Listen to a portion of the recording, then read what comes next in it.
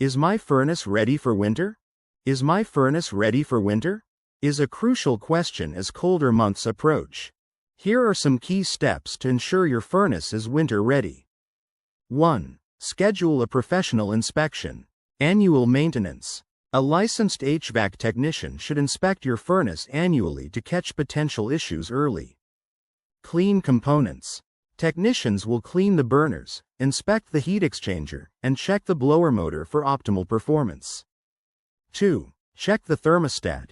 Test functionality. Ensure your thermostat responds properly to changes in settings. Upgrade to a programmable thermostat. This can help maintain comfort while reducing energy costs. 3. Replace or clean the air filters. Improves airflow. Dirty filters can reduce furnace efficiency and air quality. Regular replacement. Replace filters every 1 to 3 months during peak use. 4. Inspect the vents and ducts. Clear blockages.